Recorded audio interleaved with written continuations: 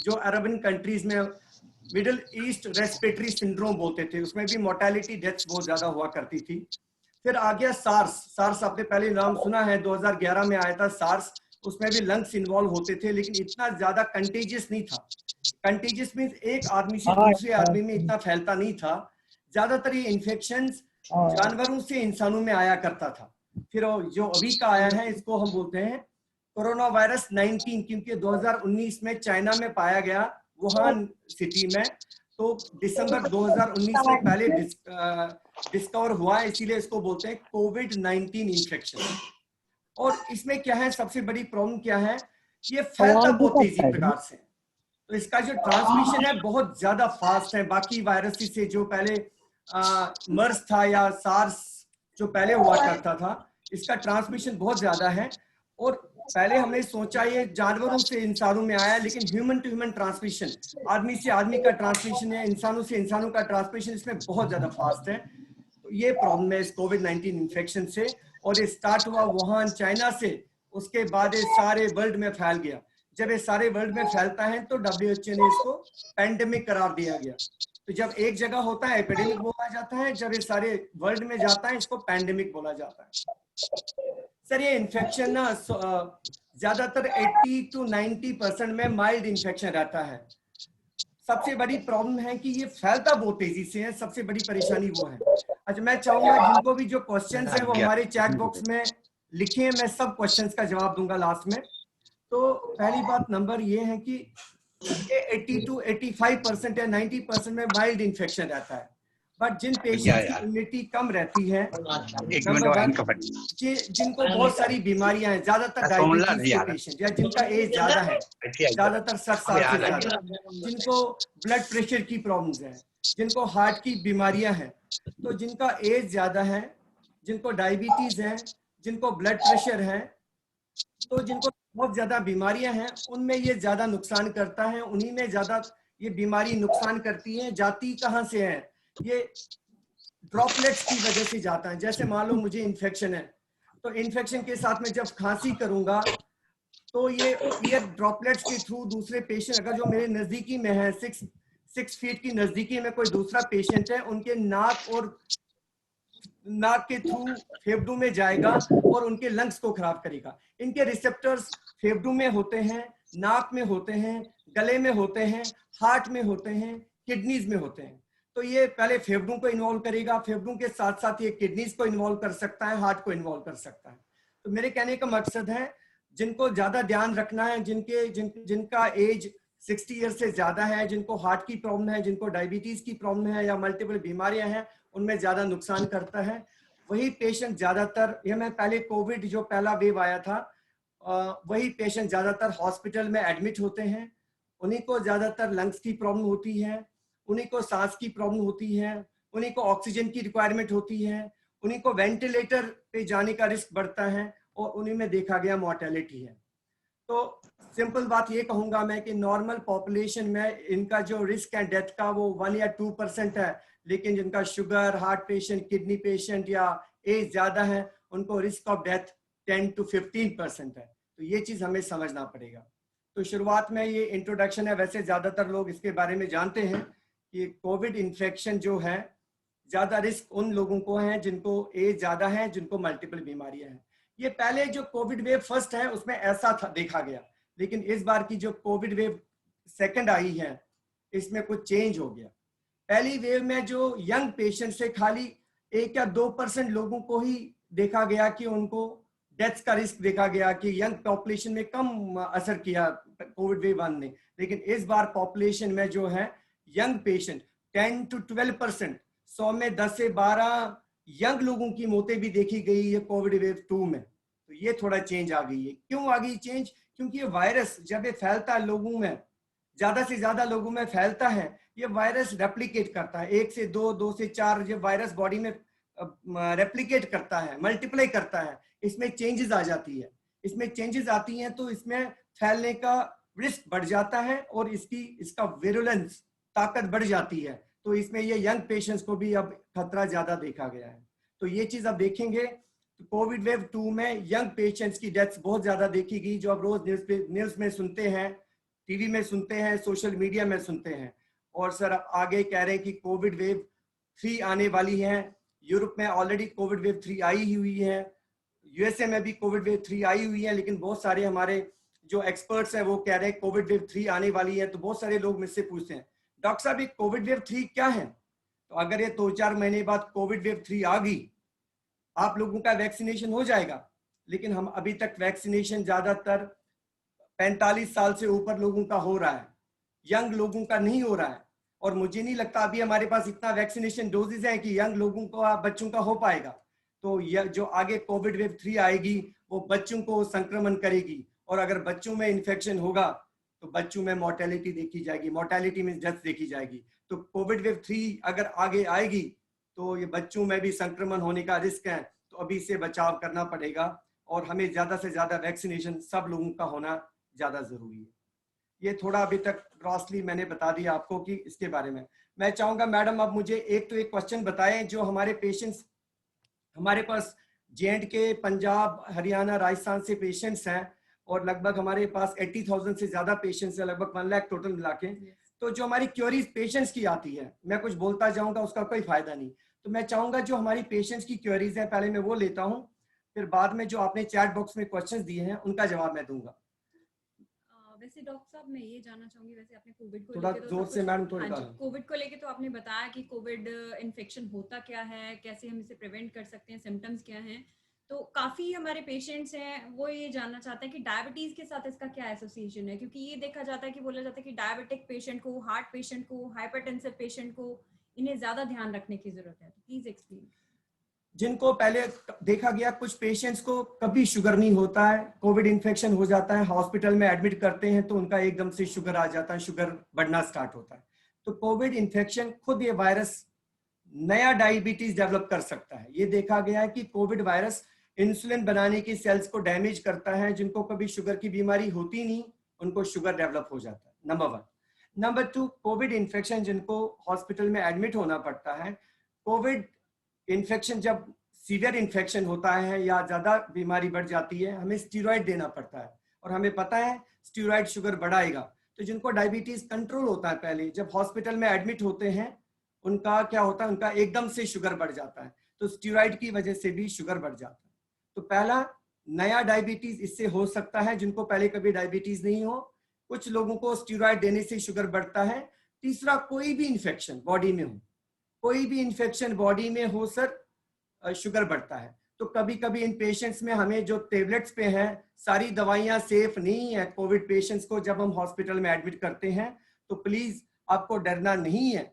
अगर कोई patient admit होता है हॉस्पिटल में, उस टाइम शुगर बहुत ज्यादा बढ़ जाता है, कभी 300, 400, 500 की रेंज में जाता है, हमें टेम्परेरी इंसुलिन स्टार्ट करना पड़ता है। कुछ दवाइयां नुकसान कर सकती हैं, उस टाइम हमें कुछ दवाइयां बंद करनी पड़ती है। बहुत सारे पेशेंट्स, उनके अटेंडेंट्स, उनके रिलेटिव्स का मेरे पास फोन आता है, डॉक्टर साहब इंसुलिन चालू कर दिया, इंसुलिन की आदत पड़ेगी, इंसुलिन में साइड इफेक्ट्स हैं। नहीं, इंसुलिन उस टाइम शरीर को फायदा करेगा, प्राण सेवक है उस टाइम, तो हमें इंसुलिन टेम्पररी देना पड़ेगा। बाद में टाइम के साथ हो सकता है इंसुलिन की जरूरत नहीं पड़ेगी, वापस हम जब पेशेंट रिकवर करेगा वापस दवाई पे आ सकते हैं पेशेंट्स। और क्या क्वेरीज है मैम? एंड जैसे पेशेंट्स को ट्रीटमेंट को लेके काफी कंफ्यूजन रहती है, जैसे जैसे पेशेंट को बताया जाता है, कोई किसी रिलेटिव ने कुछ बता दिया, वैसा ट्रीटमेंट पेशेंट फॉलो करते रहते हैं। तो कोविड में ट्रीटमेंट कैसा रहेगा डॉक्टर? सर कोविड 3 तरह का होता है। ये तो माइल्ड कोविड हो गया जिसको हम घर पे भी ट्रीट कर सकते हैं, एक मॉडरेट कोविड हो गया, एक सीवियर कोविड हो गया। तो माइल्ड कोविड वाले पेशेंट्स में बुखार हो गया, गले में दर्द हो गया, थोड़ी बहुत खांसी होगी, सिर दर्द हो गया, शरीर में दर्द हो गया। कुछ पेशेंट में आजकल डिफरेंट सिम्टम आते हैं, लूज मोशंस हो जाते हैं कुछ पेशेंट्स में। तो आपको ये देखना है, 3 चीजें घर पे मॉनिटर करनी है। एक तो आजकल पल्स ऑक्सीमीटर आता है, हम ऑक्सीजन सैचुरेशन चेक करते हैं। जब तक आपका 94% से ऊपर है आपको डरने की जरूरत नहीं है सर।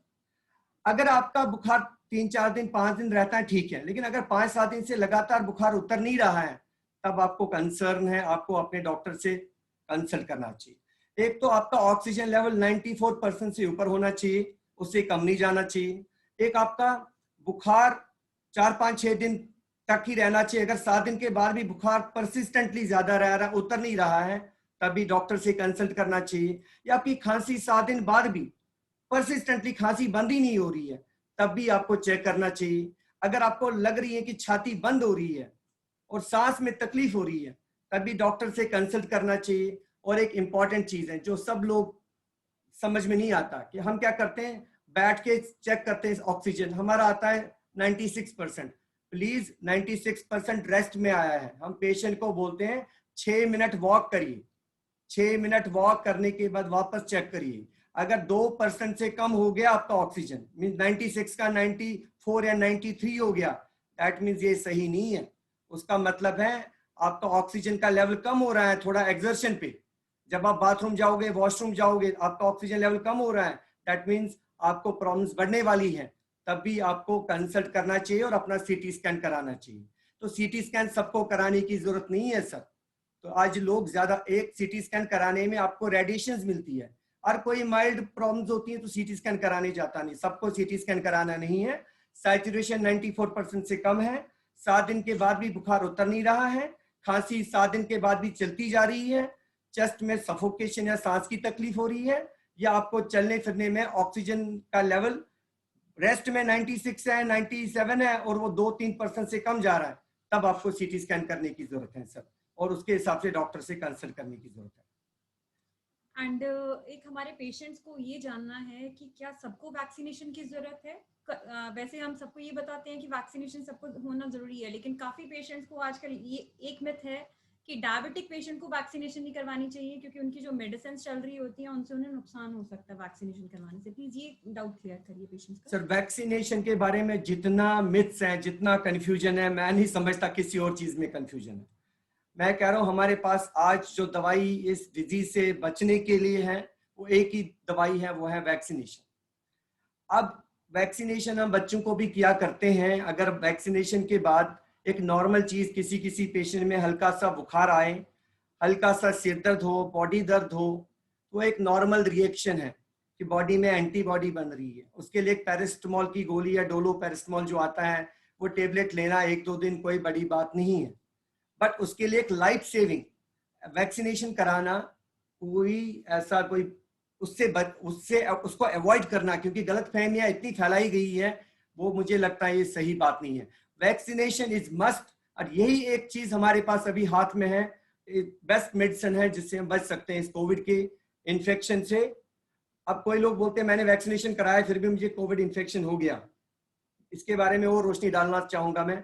जो अभी हमारे पास इंडिया में वैक्सीन अवेलेबल है, हमारे पास अभी 3 वैक्सीन हैं। एक है हमारे पास कोविशील्ड, एक है कोवैक्सीन, एक अभी स्पुतनिक अभी आया है जिसको अप्रूवल मिला है। मैं हम उसी की बात करूंगा जो इंडिया में है, जो हमारे पास है। सर तीनों वैक्सीन में क्या है कि एफिकेसी जो है कोविशील्ड और कोवैक्सीन में, वो लगभग 70-80% के आसपास है। 70% एफिकेसी का मतलब है 100 में से 70% को इन्फेक्शन नहीं लगेगा, 30% को इन्फेक्शन लग सकता है। मीन्स वैक्सीन लगने के बाद भी इन्फेक्शन लग सकता है, बट इन्फेक्शन जो लगेगा ना सर, बीमारी तो माइल्ड होगी ना सर। जो नहीं लगाएंगे, मैडम भी बैठे हैं, सर भी बैठे हैं, जिनको भी इन्फेक्शन लगेगा वो माइल्ड होगा। अगर नहीं लगाएंगे वैक्सीन तो डिजीज सीवियर होगी, हॉस्पिटल में एडमिट होना पड़ेगा, आईसीयू में एडमिट होना पड़ेगा, वेंटिलेटर पे जाने का रिस्क बढ़ेगा और डेथ का रिस्क बढ़ेगा। वैक्सीन लगने से इन्फेक्शन अगर लग भी गया, 30% का चांस है इन्फेक्शन लगने का, वो डिजीज माइल्ड रहेगी, हॉस्पिटल में एडमिट होने का रिस्क बहुत ही ना के बराबर होगा, वेंटिलेटर जाने का रिस्क पे चढ़ने का रिस्क कम रहेगा, डेथ का रिस्क कम रहेगा। तो ये चीज, कुछ लोगों को वैक्सीनेशन के बाद भी कोविड हुआ है और डेथ भी हुई है, वो उन पेशेंट में हुआ है जिनकी एज बहुत ज्यादा थी और उनको मल्टीपल बीमारियां थी, बहुत ही रियर। ठीक है। कुछ लोगों ने ये भी बात की है कि इसमें क्लॉट बनता है, वैक्सीनेशन के बाद ब्लड क्लॉट्स बनते हैं। सर ब्लड क्लॉट्स जो मैं आपको बता दूं, अगर हम जो एक कोविड इन्फेक्शन होता है उसमें 40,000 रिस्क है क्लॉट बनने का, इसमें 40,000 टाइम्स रिस्क है क्लॉट बनने का, इसमें उतना रिस्क नहीं है, 1% रिस्क है। तो हम ये लगाएंगे, उतना कोई रिस्क नहीं है। 40,000 पेशेंट में मतलब इसमें रिस्क उतना नहीं है। मेरे कहने का मकसद है कोविड इन्फेक्शन से ब्लड क्लॉट बनने का रिस्क है हार्ट में, फेफड़ों की नाड़ियों में, तो इसको लगाना ही लगाना चाहिए। वैक्सीनेशन से बेटर कोई चीज हमारे पास नहीं है। और कोई बोलते हैं कि सर मैं खून पतला करने की दवाई ले रहा हूँ, इकोस्प्रिन ले रहा हूँ, मुझे ये बंद करने की जरूरत है। बिल्कुल कोई नहीं, आप दवाइयों को कंटिन्यू करिए, ब्लड प्रेशर की दवाइयां कंटिन्यू करिए, शुगर की दवाइयां कंटिन्यू करिए, शुगर ज्यादा है तो भी वैक्सीन लगाइए। कोई भी बीमारी के साथ वैक्सीनेशन लगाने में कोई रिस्क नहीं है, आप वैक्सीनेशन लगाइए।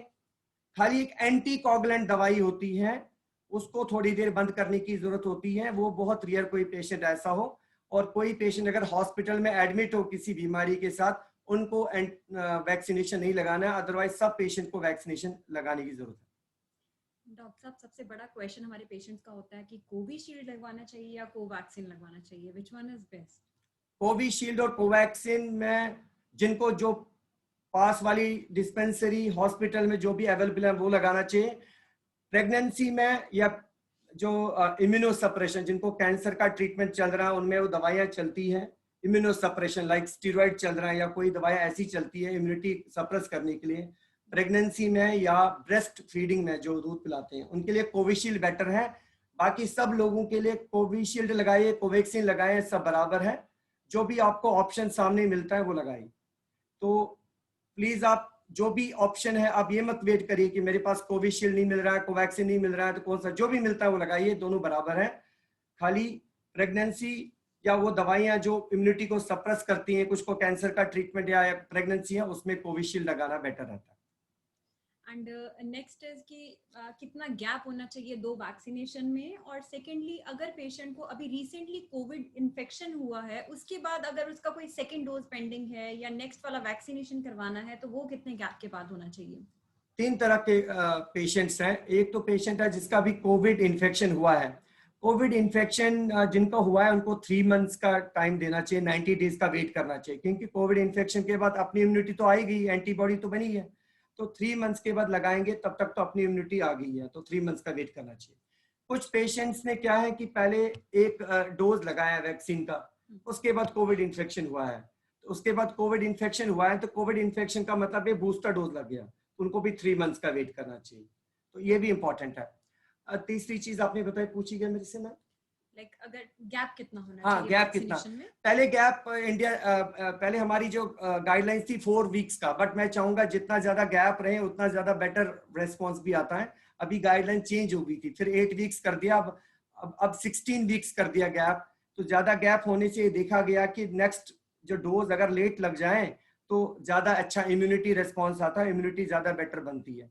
तो अब 12 to 16 वीक्स का गैप कर दिया, जो गाइडलाइंस इंडियन गवर्नमेंट की मिनिस्ट्री ऑफ हेल्थ की आई है, 12 to 16 वीक्स। पहले 4 वीक्स था, फिर 6 to 8 वीक्स का गैप कर दिया फर्स्ट और सेकंड डोज में। अब इन्होंने 12 to 16 वीक्स का गैप कर दिया 2 डोजेज में, सो दैट जितना गैप रहेगा, क्योंकि एक डोज के बाद इम्यूनिटी जो आती है 3 वीक्स के बाद। कुछ पेशेंट्स बोलते हैं डॉक्टर साहब मैंने तो वैक्सीन लगा दिया, 1 हफ्ते के बाद मुझे कोविड हो गया। सर ये बात है, जब आपका वैक्सीन लग गया उसके बाद इम्यूनिटी आने में 3 वीक्स लगते हैं, 3 हफ्ते लगते हैं, तो इस 3 हफ्ते के अंदर अंदर तो इन्फेक्शन हो सकता है। और मैंने बताया कोविड वैक्सीन का जो एफिकेसी है वो 70% है, 30% फिर भी इन्फेक्शन लग सकता है। इसलिए इसका मतलब नहीं है कि कोविड वैक्सीन लग गया आप मास्क लगाना छोड़ दोगे, 6 फीट की डिस्टेंस छोड़ दोगे, आपको 6 फीट डिस्टेंस रखनी, सोशल डिस्टेंसिंग, फिजिकल डिस्टेंसिंग रखनी पड़ेगी। मास्क लगाना वो वैसी, इसको हम बोलते हैं कोविड-19 एप्रोप्रिएट बिहेवियर, वो तो फॉलो करना ही करना, और हैंड वॉश करना या सैनिटाइज करना वो तो फॉलो करना ही करना सर। हाँ जी, तो ओवरऑल डॉक्टर साहब ने हमें बताया कि वैक्सीनेशन सबके लिए होना जरूरी है। जो वैक्सीनेशन अवेलेबल है प्लीज वो करवाइए, उसके लिए वेट नहीं करिए। और वैक्सीनेशन होने के बाद भी आपको ध्यान रखना है, जैसे कि हैंड हाइजीन होना जरूरी है, आप सैनिटाइजर यूज करेंगे, प्रॉपर मास्क लगाएंगे, दूसरों से दूरी बना के रखेंगे। और काफी लोग ये कहते हैं कि हम तो घर पे ही हैं, कोई भी मेंबर बाहर जा रहा है तो प्लीज फिर भी आप ध्यान रखेंगे। एंड अभी हम बीच में कुछ पेशेंट की क्वेरी लेंगे और बाकी का लेक्चर हम फिर कंटिन्यू करते हैं। तो प्लीज आपकी जो भी क्वेरीज है आप चैट बॉक्स में डालिए और डॉक्टर साहब उसका एक एक क्वेरी का आंसर करेंगे अभी। तो हमारी फर्स्ट क्वेरी है, like sir, is it necessary for sugar patient to take CRP and CBC before vaccination? Vaccination से पहले सीआरपी और सीबीसी टेस्ट करवाना जरूरी है कि नहीं? प्लीज डॉक्टर साहब। हाँ, ये कुछ बीच में कुछ लेक्चर्स आए थे सोशल मीडिया पे कि अगर सीआरपी हाई है पेशेंट्स का और वो वैक्सीनेशन कराते हैं तो उनमें ब्लड क्लॉट्स बनने का रिस्क बढ़ जाता है। सर अभी कोई गाइडलाइन ऐसे नहीं आई है ministry of health government of India से कि या कोई हमारी गाइडलाइन WHO की या कोई भी इंटरनेशनल गाइडलाइन कि हर किसी पेशेंट को पहले CRP कराना चाहिए और उसके बाद वैक्सीनेशन लगाना चाहिए। तो मैं एडवाइस ऐसे नहीं करूंगा, कोई गाइडलाइन ऐसे नहीं बताती। तो आपको वैक्सीनेशन लगाना चाहिए, नहीं कराने की जरूरत है। नेक्स्ट एक पेशेंट की क्वेरी है कि इनके ब्रदर डायबिटिक हैं और उन्हें कोविड इन्फेक्शन हुआ। पहले सीटी सिवियरिटी इंडेक्स जो है स्कोर है 14 था, फिर 30 हुआ और उसके बाद 19 की। ये फ्लक्चुएशन क्यों हो रही है जिसकी वजह से वरीड है? सीटी स्कैन जब कराते हैं पेशेंट्स का, मैंने बता दिया किन किन को सीटी कराने की जरूरत है। सीटी में एक स्कोर आता है जिससे हमें पता चलता है कि माइल्ड बीमारी, माइल्ड डिजीज है, मॉडरेट डिजीज है, सीवियर डिजीज है। 9 तक 8 to 9 तक माइल्ड डिजीज होती है जब सीटी सिवियरिटी स्कोर कराते हैं। सीटी कब कराना चाहिए? जब सिम्टम्स आए, ये भी एक बहुत इंपॉर्टेंट है। कोई पेशेंट पहले दिन जाके सीटी करा देते हैं, दूसरे दिन सीटी कराते हैं। प्लीज प्लीज इतना जल्दी सीटी कराएंगे उसमें कुछ नहीं आएगा। सीटी स्कैन में, सीटी स्कैन हमें कराना है 5वें या 7वें दिन। अगर आपको सिम्टम्स हैं, सैचुरेशन कम हो रहा है तो 5वें या 7वें दिन, तो पहले दिन दूसरे दिन करा के सीटी स्कैन कराता है पेशेंट, बोलता है सीटी स्कैन नॉर्मल है, उनको लगता है मैं तो ठीक हूं, और 7वें दिन एकदम से सेकंड वीक बहुत डेंजरस है। कोविड-19 पेशेंट के जब लक्षण आते हैं second week 7th to 14th day main important week होता है, इसी में सब कुछ हो जाता है परेशान प्रॉब्लम पेशेंट को। तो 5th to 7th day of लक्षण आने के 5th to 7th डे आपको सीटी स्कैन कराना है। पहले 4-5-6 दिन कुछ नहीं आएगा सीटी स्कैन में। सब जब स्कोर 9 से नीचे होता है इसको माइल्ड कोविड बोलते हैं, 9 to 15 बोलते हैं मॉडरेट कोविड, और 15 से ऊपर होगा तो सीवियर कोविड जिसको बोलते हैं। और सीटी स्कैन में जो निमोनिया होता है इसके कोरैट स्कोर भी होता है, कोरैट से पता चलता है कि ये कोविड का निमोनिया है कि कोई और निमोनिया है। अगर 5 या 6 आता है मींस कंफर्म हो गया कि कोविड निमोनिया, तो कोरैट से पता चलता है कि कोविड निमोनिया है कि कोई और निमोनिया है। और सीटी सिवियरिटी स्कोर से पता चलता है कि कितना सीरियस निमोनिया है। तो 15 से ऊपर सीरियस निमोनिया है, सीवियर निमोनिया है, 10 से 15 मॉडरेट निमोनिया है, और 9 से नीचे माइल्ड निमोनिया। सर जब आपने पहले कराया, पहले स्कोर था आपका 14 में, तो पहले मॉडरेट निमोनिया, फिर बीमारी बढ़ने के बाद 30 हो गया, फिर आपने ट्रीटमेंट लिया, ट्रीटमेंट से फिर इंप्रूव हो गया, फिर 19 आ गया। तो ये इसलिए 14 पहले था, फिर बीमारी बढ़ गई होगी, फिर 30 पे गया, सीवियर पे गया, फिर इलाज से थोड़ा बेटर हो गया, फिर 19 पे आ गया। बट अभी भी सर लंग्स का जो कंडीशन है ज्यादा खराब है। तो पोस्ट कोविड बीमारी से ठीक होने के बाद इनके लंग्स वीक हो गए हैं। लंग्स इलास्टिक से होने चाहिए, जैसे बैलून फूलता है, ये प्लास्टिक से होते हैं। तो इनको पोस्ट कोविड निकलने के बाद रिहेबिलिटेशन की जरूरत है, डीप ब्रीदिंग एक्सरसाइजेस की जरूरत है, डाइट जो भी मैडम बताएगी उसकी जरूरत है, क्योंकि ये लंग्स बहुत वीक हो चुके हैं सर। तो इसके लिए पोस्ट कोविड, कुछ लोगों को लगता है मैं कोविड ठीक हो गया, कोविड फीवर खत्म होने के बाद भी कुछ छाप छोड़ जाता है बॉडी पे, और उसके असर सीधे जल्दी जाते ही नहीं सर। आगे जाके हार्ट की प्रॉब्लम्स होने का रिस्क बढ़ता है, सडन कार्डियक डेथ होने का रिस्क है, और लंग्स वीक होने के साथ फिर सांस की प्रॉब्लम्स होने का रिस्क है। तो कुछ पोस्ट कोविड ठीक होने के बाद कुछ एक्सरसाइजेस का इंपॉर्टेंस है, कुछ लंग्स की एक्सरसाइजेस की इंपॉर्टेंस है, डाइट की इंपॉर्टेंस है, वो थोड़ी सी इंपॉर्टेंट चीजें मैडम बता देगी आपको।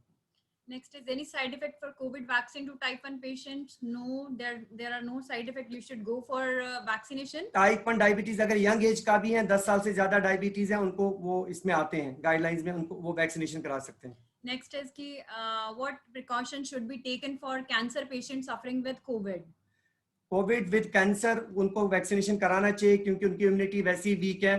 तो उनमें Covishield is better vaccine method, and और भी उनमें एक चीज है, उनमें रिस्पॉन्स वैक्सीन का कम रहता है, लेकिन क्योंकि उनमें इम्यूनिटी कम होती है। नेक्स्ट एक पेशेंट ने पूछा है after vaccination of first dose I feel weakness, can I decrease sugar medicine dose?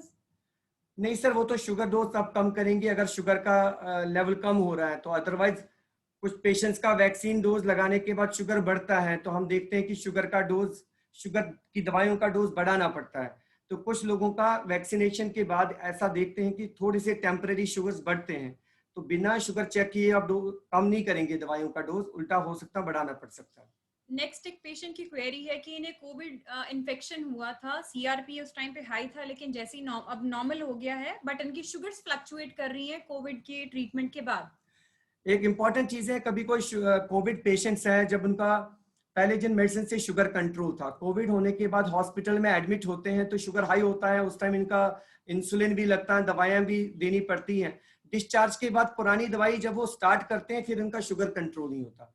Sugar high होने के बाद जो बॉडी में अपना इंसुलिन बन रहा होता है वो सप्रेस हो जाता है, तो मतलब पुरानी दवाइयां वापस उतना काम नहीं करती, तो फिर आगे जाके पेशेंट्स का डोज शुगर की दवाइयों का बढ़ जाता है। तो इसको ग्लूकोटॉक्सिसिटी बोलते हैं। मींस जब शुगर ज्यादा हाई होता है तो बॉडी में अपना इंसुलिन बनना कम हो जाता है, तो फिर पेशेंट को आगे जाके दवाइयों का डोज बढ़ जाता है, तो हमें दवाइयों का डोज बढ़ाना पड़ता है।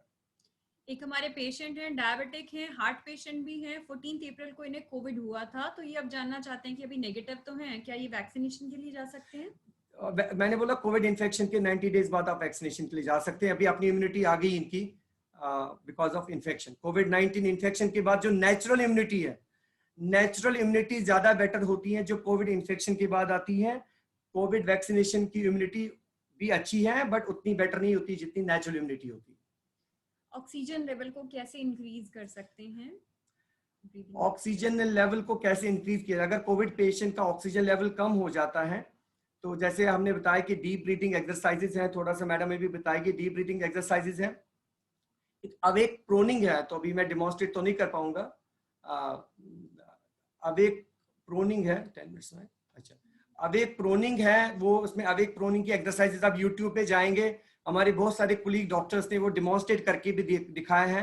तो एक उल्टा लेट के भी होता है, साइडवेज में भी, लेफ्ट साइड, राइट साइड, और फिर सिटिंग पोस्चर में भी आप बैठ सकते हैं कि इस तरह से भी बैठ सकते हैं। तो अलग अलग पोस्चर से उससे हम ऑक्सीजन लेवल बढ़ा सकते हैं फ्रेश एयर में, और डीप ब्रीथिंग एक्सरसाइज करके हम ऑक्सीजन लेवल बढ़ा सकते हैं। लंग्स का एक्सपेंशन, एक स्पायरोमीट्री होता है वो बॉल्स फुलाने वाला, वो भी। तो आजकल सबसे बेस्ट है यूट्यूब, आप देख लेते, यूट्यूब में हमारी वीडियोस हैं तो और उस पर आप देख सकते हैं। और वैसे भी हमारे कुलीग्स के डॉक्टर्स के फ्रॉम मेदांता से भी, एम्स से भी डॉक्टर्स की वीडियोस हैं, वो आप देख सकते हैं, उसमें बेटर ऑप्शंस हैं, और हमारी भी वीडियोस हैं।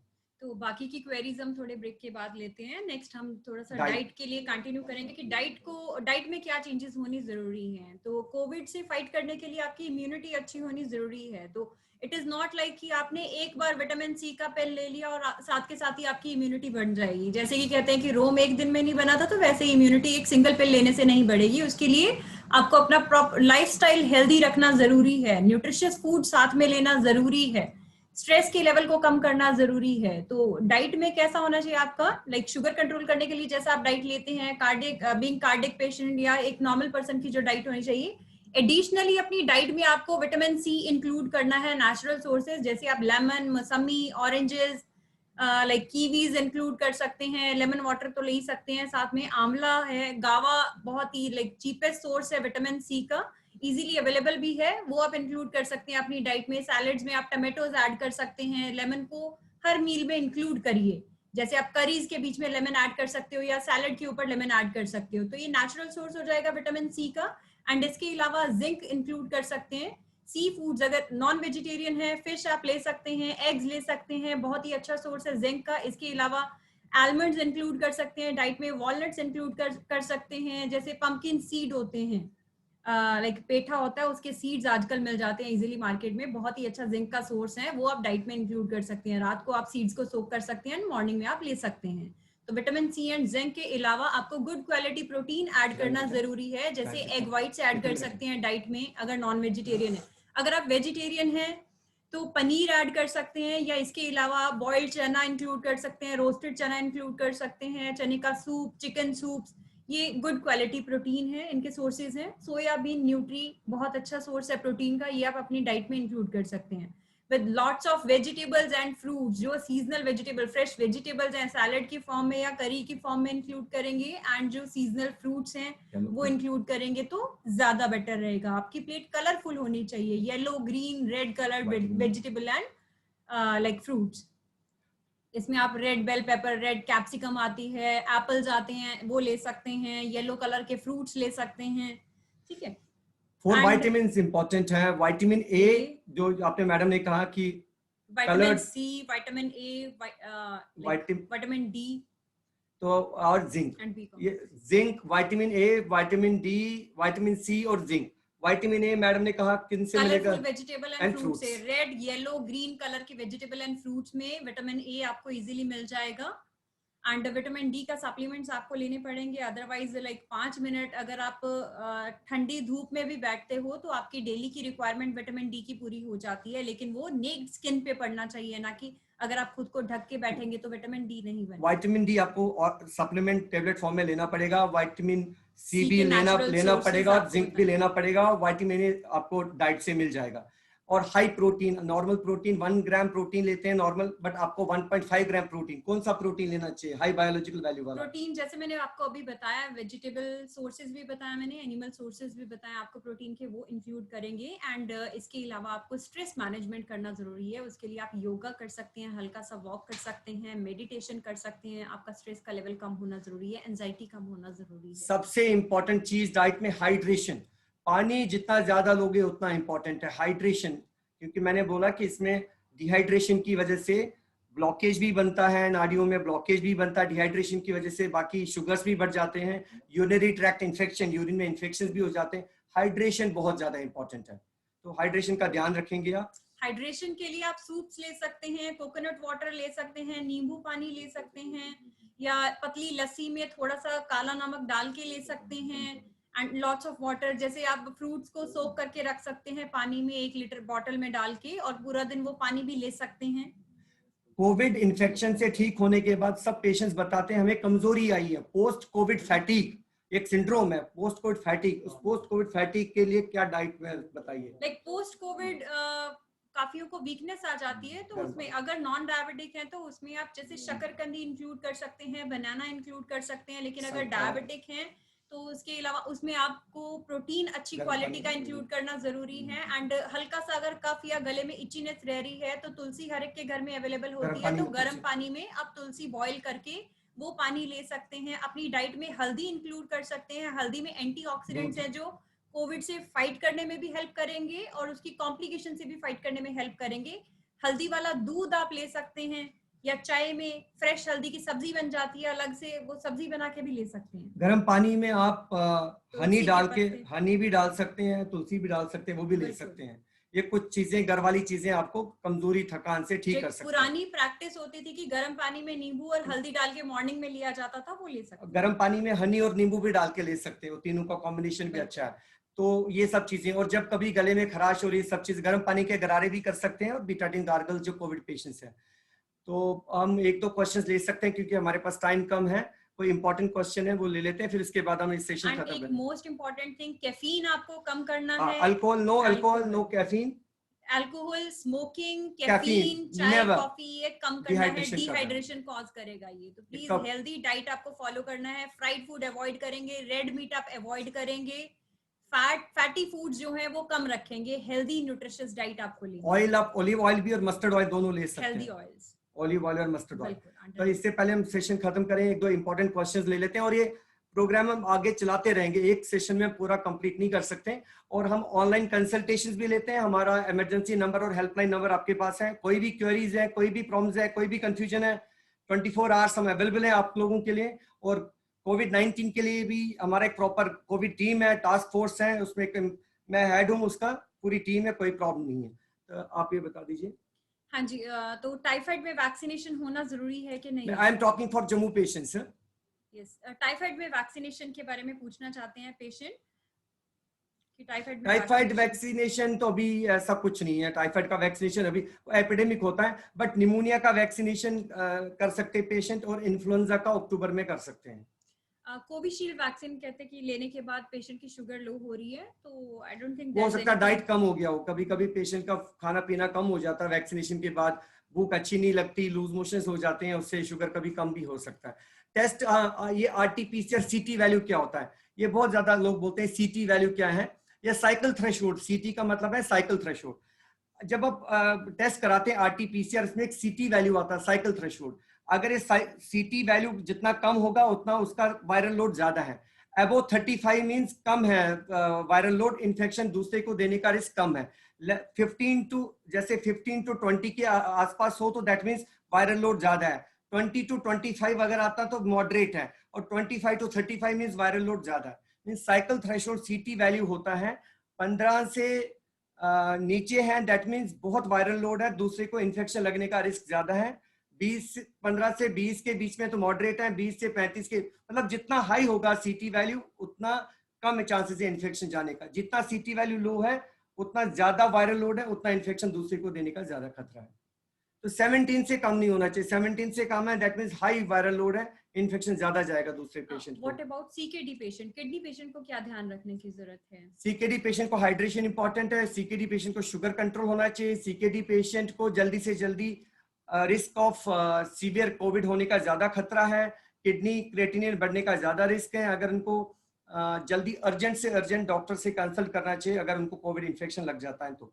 एंड एक पेशेंट कह रहे हैं कि अगर पहला वैक्सीनेशन जो हुआ है, क्या सेकंड डोज भी सेम वैक्सीनेशन का होना जरूरी है? बिल्कुल, बहुत जरूरी है। अगर किसी का कोवैक्सीन लगा है तो बाद में भी कोवैक्सीन ही लगना चाहिए। अगर पहले कोविशील्ड लगा है तो दूसरा कोविशील्ड ही लगना चाहिए, क्योंकि जो भी ट्रायल स्टडीज हुई है वो सेम वैक्सीन से ही हुआ है। अगर दूसरा वैक्सीन लगेगा हमें नहीं पता क्या उसका नुकसान होगा, हमें उसके बारे में कोई एविडेंस नहीं है। थैंक यू बहुत हम आप ये अपने सेशन YouTube पे भी अपलोड करने वाले हैं, तो जिन्होंने ये सेशन मिस कर दिया है, पूरा अटेंड नहीं किया, तो आप प्लीज YouTube पे भी ये सेशन देख सकते हैं, पूरा वीडियो देख सकते हैं। एंड अपनी क्वेरीज आप हमारे जो हेल्पलाइन नंबर है उन पे भी सेंड कर सकते हैं, जिनकी क्वेरीज अगर रह भी गई हैं। और दूसरा